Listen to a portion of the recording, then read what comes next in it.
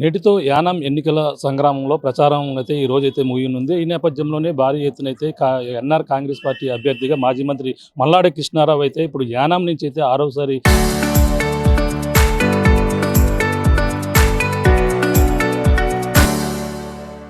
MLA అభ్యర్థిగా పోటీ చేస్తున్న నేపథ్యంలో ఈరోజు ప్రచారం కనీవిని ఎరగని రీతిలో అలాగే భారీ పాదయాత్రగా కూడా యానాం నియోజకవర్గం ఎక్కడ చూసినా సరే ఈ యొక్క జగ్గు జెండాలతో కూడా అంతా కూడా పురవీధులన్నీ కూడా కిక్కిరిసిపోయినటువంటి పరిస్థితి ఉంది. అలాగే ప్రజల స్పందన ఈరోజు జరిగినటువంటి ఈ యొక్క భారీ బహిరంగ సభ కావచ్చు అన్నీ కూడా భారీ ఎత్తున అయితే జరిగినటువంటి పరిస్థితి ఉంది. అలాగే ప్రస్తుతం ఈ యొక్క ప్రచారం ఇయాలతో ముగుస్తున్న నేపథ్యంలోనే అసలు స్పందన ఎలా ఉంది, అసలు ప్రజల నుంచి ఏ విధంగా ఆయన మొత్తం అంతా కూడా ప్రజలు స్పందన ఏ విధంగా ఫీల్ అవుతున్నారో మరిన్ని విషయాలు తెలుసుకుందాం. సార్ చెప్పండి, ఎప్పుడైతే ఈ ఏళ్ళతో ప్రచారం ముగుస్తుంది యానాం నుంచి ప్రజలు ఏ విధంగా రెస్పాండ్ వచ్చింది, వాళ్ళ నుండి స్పందన ఏ విధంగా అనిపిస్తుంది?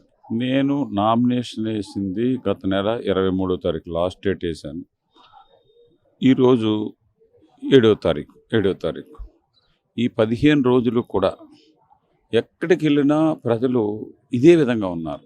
ఏ నియోజకవర్గంలో ఏ బూత్కి వెళ్ళినా కూడా ఆ బూత్లో 900 ఓట్లుంటే 300 నుంచి 400 మంది వచ్చి అక్కడ నిలబడుతూ ఉన్నారు. భార్య భర్త ఉండేటప్పుడు ఒకరు వచ్చి నిలబడి 300, 900లో 300 అంటే 600 మంది వచ్చినట్టు లెక్క.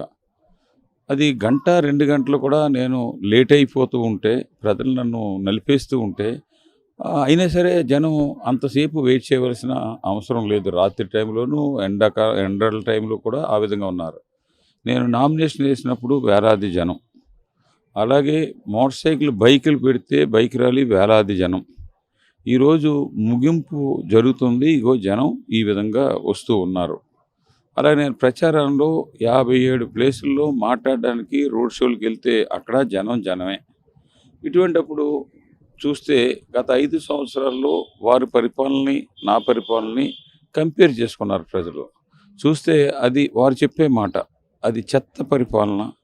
చెత్త నుంచి ఎలా కొట్టేయాలో, ప్యాకాట్ నుంచి ఎలా డబ్బు తీసుకోవాలో, అలాగే కాంట్రాక్టుల దగ్గర నుంచి ఏ విధంగా డబ్బు తీసుకోవాలో, ఇదే ఆలోచన తప్ప ప్రజలకు ఇక్కడ భార్య పిల్లలతో ఉండి ఇక్కడ సేవ చేయాలని కానీ, ఇక్కడ ప్రజలకి ఏ కష్టం వచ్చినా సరే నేనున్నానని చెప్పేసి నిలబడడం కానీ వారు లేకపోవడంతో నేను ముందు చేసిన పరిపాలన గుర్తు చేసుకుని ప్రజలు మళ్ళా పెద్ద అయిన పరిపాలన కావాలి అని మతాలకు అతీతంగా, కులాలకు అతీతంగా ఈ చూస్తే ఈ ఎలక్షన్ ఇది చరిత్రలో నిలిచిపోద్దని చెప్పేసి నేను భావిస్తూ ఉన్నాను. యానం చూస్తే ఎక్కడ చూసినా గత 30 సంవత్సరాల్లో అభివృద్ధి అంటే యానం, అలాగే యానంలో మల్లాడు అంటే యానం ఈ విధంగా పేరు అంటే ఉండేది. ఒక టూరిజంగా కూడా యానంని పర్యాటకంగా అంతా కూడా అభివృద్ధి చేసిన పరిస్థితి. ఇప్పుడు ఈ యానం అయితే సరిగా ఇక్కడ అభివృద్ధి ఏ విధంగా నోచుకోలేదు, ప్రజలే చెప్పడం జరుగుతుంది. అంటే అభివృద్ధి అంటే కనీసం అభివృద్ధి కాదండి, ఉన్నదాన్ని నేను క్రియేట్ చేసిన అసెట్స్, గవర్నమెంట్ అసెట్ని అంటే బిల్డింగ్స్ కానీ, రోడ్స్ కానీ, వాటర్ సప్లై మెయింటెనెన్స్ కూడా చేయడానికి అతనికి ఆ కమాండింగ్ పవర్ రాలేదు. అతను వెళ్ళి ముఖ్యమంత్రి దగ్గరకో లేకపోతే మంత్రుల దగ్గరకో వెళ్ళి ఇది మా యానానికి కావాలి అని చెప్పేసి అడిగింది లేదు, దాని గురించి ప్రయత్నం చేసింది లేదు. అలాగే కేంద్రం దగ్గరికి వెళ్ళి ఈ ప్రభుత్వం పుదుచ్చేరి ప్రభుత్వం ద్వారాగా ఫైల్ పట్టుకెళ్ళి అక్కడ శాంక్షన్ చేయించుకోవడానికి వెళ్ళింది కూడా లేదు. అతను ఎప్పుడన్నా వెళ్తే నాకు ఈ పోస్ట్ కార్పొరేషన్ ఇప్పించండి, ఇది ఇప్పించండి, సీట్ నాకు బీజేపీ సీట్ ఇవ్వండి అని చెప్పడం తప్ప అతను ఏమీ ప్రజలకి చెయ్యాలని కానీ ఆ పట్టుదల లేదు. అతనికి ఏంటంటే ఈ డబ్బు సంపాదింస్తే డబ్బుతో మనం మళ్ళీ ఎలక్షన్లో వచ్చేయచ్చు అని చెప్పేసి అనుకున్నారు. అలాగే ప్రజల కోరిక మేరకు నేను నామినేషన్ వేయడం అన్నీ కూడా జరిగింది. నేను కూడా రాజకీయాల్లో మళ్ళీ తిరిగి వస్తానని చెప్పేసి అనుకోలేదు. ఎవరినో పెడతారు, అప్పుడు మనం మళ్ళీ డబ్బుతో కొట్టేయచ్చు అని చెప్పేసి అనుకుని ప్రజలను పూర్తిగా అశ్రద్ధ చేసి ఇక్కడ అందుబాటులో లేకుండా అవినీతిపరుడుగా నిలిచిపోయాడు. ప్రధానంగా చూసుకుని గత మీరు 30 సంవత్సరాలు అంటే మీరు 5 సార్లు ఎమ్మెల్యేగా చేసి 2 సార్లు మంత్రిగా చేశారు. ఈ నేపథ్యంలో మల్లాడిని యానాం ప్రజల గతంలో ఒక సామాజిక వర్గానికి చెందినటువంటి మల్లాడి కృష్ణారావుగా గుర్తించారా, అందరూ ప్రజాసేవకుడిగా గుర్తించి అన్ని కులాల వారు మిమ్మల్ని ఆశ్రయించడం జరిగింది? నాకు ఎక్సెప్ట్ కాపు కులంలో మెజార్టీ అసెంబ్లీ ఎలక్షన్లో ఎప్పుడు కూడా మెజార్టీ ప్రజలు నాకు ఓటు వెళ్ళేదండి. అందులో ఆ సామాజిక వర్గానికే ఉండేది. ఆ సామాజిక వర్గం ఇతరులను సపోర్ట్ చేసినప్పుడు కూడా నాకు మెజార్టీ ఓట్లు రాలేదు, అవతల వాళ్ళకే వచ్చేది. కానీ ఈ ఎలక్షన్లో అన్ని ఇతర సామాజిక వర్గాలు ఎప్పుడు కూడా నాకు మెజార్టీతోటే ఉండేవాడిని.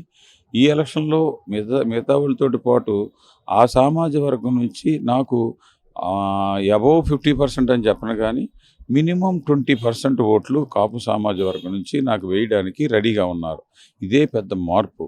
అలాగే కొంతమంది సైలెంట్గా ఓటేసేవారు ఇప్పుడు సైలెంట్గా కాకుండా డైరెక్ట్గా వచ్చి మా మద్దతు మీకు, మా వాడు అసమర్థుడు, ఏమీ చేతకానోడు, చేసే పట్టుదల లేనోడు, మేమందరూ కూడా అతని గురించి అని మీకు దూరం అవుతూ వచ్చాం, ముందున్న వాళ్ళకి ఇప్పుడున్న మీకు కూడా ఇతనికి కూడా అని చెప్పేసి ఓపెన్గా మైక్ పెట్టుకుని మాట్లాడి ఒక 350 మంది 400 మంది ఒక సమావేశం అయ్యి నన్ను పిలిచి వారు లాస్ట్ ఎలక్షన్లో ఏ విధంగా వారికి చేశారో, చేసి ఏ విధంగా కోల్పోయారో, ఇన్నాళ్ళు కోల్పోయి వస్తున్నారన్న విషయాలు డైరెక్ట్గా చెప్పున్నారు. అందుకని నాకు మెజారిటీ పీపుల్ ఒక కాపు కమ్యూనిటీలో ముందు కంటే ఓట్ల పర్సంటేజ్ పెరిగింది. మిగతా అన్నిట్లో కూడా నేను లీడ్లోనే ఉంటాను.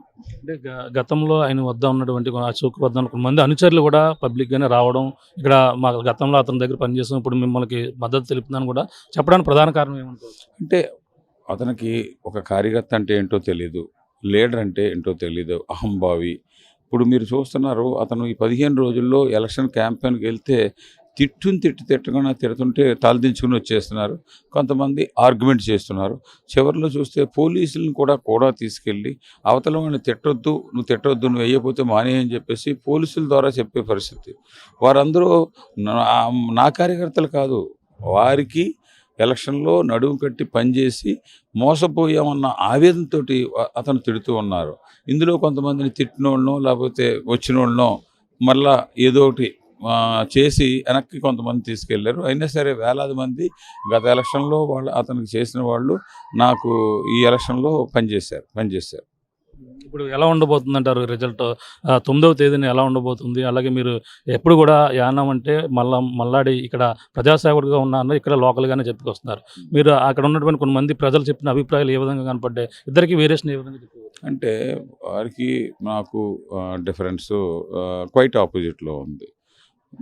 9వ తారీఖుకి 6 తర్వాత ఎన్ని వేలు మెజార్టీతో గెలుస్తాం సీటు అన్నది మేము ముందే చెప్పేస్తాం. బూతుల వారీగా రోజు 6 గంటలకి క్లోజ్ అయిన వెంటనే 7:30 8 గంటలకి నెక్స్ట్ డే 10 గంటలకి నెక్స్ట్ డే ఎప్పుడు కూడా 10 గంటలకి నేను ఫాలోవర్స్ అందరూ నా దగ్గరికి వస్తారు. నైట్ ఫీడ్బ్యాక్ తీసుకుని ఎంత పోల్ అయింది, అందులో ఏ పర్సంటేజ్ ఎవరు మనకి సహకరించారని దాని మీద ఎన్ని వేల ఓట్లతో గెలుస్తాం అన్నది ప్రతిసారి చెప్పే మాట. ఈ ఎలక్షన్లో కూడా అదే విధంగా ఉంటుంది. దాంతో తప్పనిసరిగా నేను విజయం సాధించడం ఖాయం.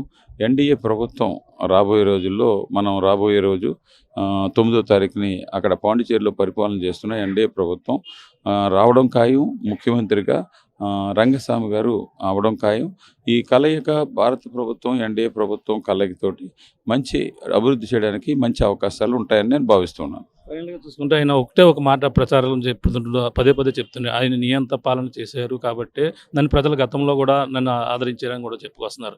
అంటే అతను 5 సంవత్సరాలు కూడా నన్ను పని చేయలేదని కూడా చెప్పుకొస్తున్నారు. ఇది పరిణామం. నియంత పాలన అన్నది నువ్వే ఎన్డీఏలో జాయిన్ అయ్యి ఉన్నావు, నేను ఎన్డీఏకి సపోర్ట్ ఇచ్చాను, నువ్వు ఎన్డీఏలో జాయిన్ అయ్యి ఉన్నావు. రెండోసారి కాంగ్రెస్ అండ్ కమ్యూనిస్టులు వచ్చి నీకు ఇక్కడ డిఎంకే అంత ప్రచారం చేస్తే వాళ్ళందరినీ మోసం చేసి గెలిచిన మరుసటి రోజున వెళ్ళిపోయి అక్కడ కిషన్ రెడ్డి గారి సమక్షంలో నువ్వు బీజేపీలో జాయిన్ అవ్వని చెప్పేసి ప్రెస్ మీట్లో చెప్పావు. మరి బీజేపీ నుంచి ఎప్పుడు విడిపోయావు? నీకు ఇప్పుడు సీట్ లేదని మార్చి 1వ తారీఖున కూడా నువ్వు ప్రధానమంత్రి గారి మీటింగ్కి వచ్చావు బీజేపీ తరఫున. దాని ముందు 27వ తారీఖుని ఫిబ్రవరి 27వ తారీఖుని కారైకల్లో హోమ్ మినిస్టర్ని కలిసావు బీజేపీ వాళ్ళతో. దాని తర్వాత రంగస్వామి గారిని వెళ్ళి నాకు సీట్ ఇమ్మని అడిగావు.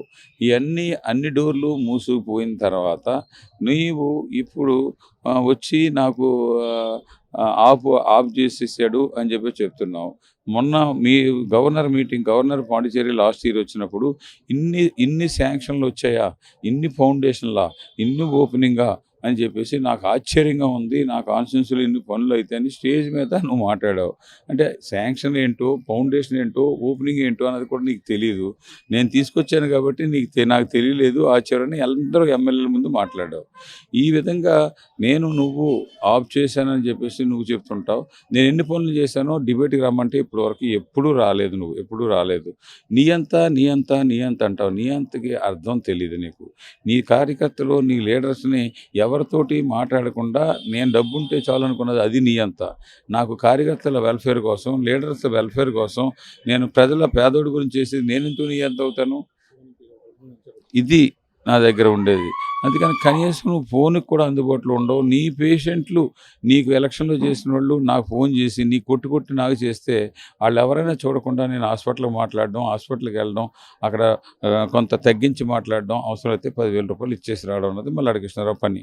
దీన్ని ఎంత అంటారంటే నీకు దాని మీనింగ్ తెలియకుండా మాట్లాడుతున్నావు. అందుకని అది తెలుసుకో అని చెప్పేసి ఈ ఆర్టీవీ ద్వారాగా తెలియజేస్తున్నాను. ఫైనల్గా చూసుకుంటే ఈరోజు జనాన్ని చూసి 9వ తారీఖు దాకా ఆగాలంటారా? ఈ రోజే డిసైడ్ అయిపోయింది అనుకోవచ్చు ఎన్నికలు. నేను అలాగా ఎప్పుడు కూడా భావించను నేను. ఎందుకంటే ఎలక్షన్ అన్నది ఈరోజు, రేపు, ఎల్లుండి సాయంత్రం 6 గంటల వరకు, 6 గంటల తర్వాత లైన్లో ఉన్న వాళ్ళకి మళ్ళీ టోకెన్ ఇస్తారు. అది 7 అవ్వచ్చు, 8 అవ్వచ్చు, ఆ టైం అవుతుంటుంది. అప్పుడు వరకు మనం పని చేయాలి. ఎంత పర్సంటేజ్ అయింది, మన ఓట్లు ఎంత పర్సంటేజ్ ఓట్లు వేశారన్నది చూసుకుని మనం విజయం ఎంత మెజార్టీతో గెలుస్తామని చెప్పడం తప్ప నేను భారీగా నేను నామినేషన్ వేసినప్పుడు వచ్చారు, బైక్ ర్యాలీకి భారీగా వచ్చారు, ఇప్పుడు కూడా భారీగా వచ్చారని ఈ జనంతో మనం గెలుపు అన్నది ఉండదు. 40% ఓట్లు మనకి ఈవేళ వారు వాళ్ళ ఫ్యామిలీతో చూస్తే 100లో 40% ఉంటాయి. మరి మిగతా 40% అంటే ఇంకా 10%, 11% ఉండాలి. ఆ 11% ఎవరెవరు మనకు సహాయం చేశారు విన్నింగ్కి ఇంకా 20%, 25% వస్తే మంచి మెజార్టీ వస్తుంది.